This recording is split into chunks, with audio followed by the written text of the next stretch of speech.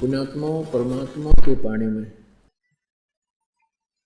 ये जो हमारी रीति रिवाज हैं ये भी बाधक हैं। परमेश्वर ने कहा है कि मन कर धीर बांध ले रे बौरे और छोड़ दे न पछलों की रीत। अब जैसे कल या आज जैसे भी राखी का त्योहार था,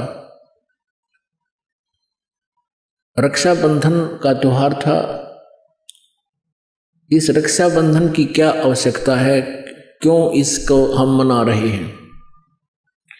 ये काल के चलाए हुए अपने इस टाइम पास करने की खातिर, टाइम वेस्ट करने के लिए और हमें पीड़ित रखने के लिए एक ये रीति बना रखी है।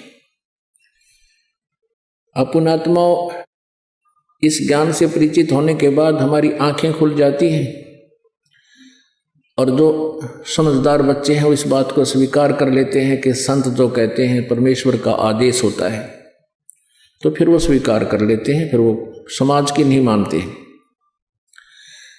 एक बहन ने बताया कि जी उपदेश लेने से पहले मैं राखी बांधने के लिए अपने भाई के वहाँ घर गई। वही रक्षाबंधन का दिन भाई की इंतजार कर रही थी। दुर्घटना के अंदर भाई की मृत्यु होगी, उसका शव आया, टक्कर मार मार कर रो रही थी। अब रक्षाबंधन का उद्देश्य क्या है कि भाई राखी इसलिए बांधते हैं कि वो हमारी रक्षा करेगा। और भाई की रक्षा कौन करेगा?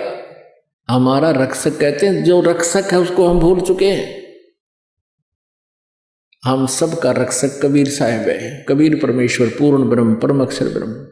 हम सब ने भाई और बहनों ने मिलकर परमेश्वर कबीर जी का रक्षाबंधन बांधना चाहिए, राखी, ताकि भाई और बहन दोनों का रक्षक हो जाए।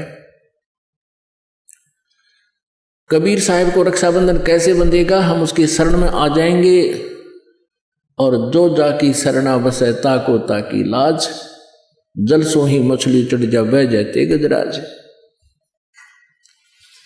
हमने अपने परमात्मा को राखी बांधनी चाहिए। और दूसरा एक और दुख पैदा करती है ये रक्षाबंधन का दिन, जिन बहनों का भाई नहीं, अब वो रोती हैं पिछले कमरों में बैठ कर अकेली, आए हमारा भाई को नहीं, हम किसके राखी बांधेंगे? कोई चाचा के, कोई ताऊ के, कोई मामा के भाइयों की मुंह की तरफ ताकेंगे हैं। और फिर वो न सोचेंगे या पैसे लेने की मारी यहाँ आ जाती है, चाहे ना कहें पर अंदर में जरूर अवश्य होगा, ऐसा होगा। और हमने ऐसा ना करना है। हमने अपने ऊपर कर्जा नहीं चढ़ाना किसी का। तो इसलिए हमने रक्षाबंधन का त्योहार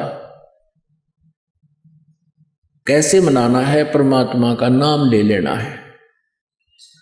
और फिर ये 10वां दिन यहाँ त्योहार होता है, सत्संग होता है, इसमें आकर के हमने इस परमात्मा के ज्ञान को सुनना है।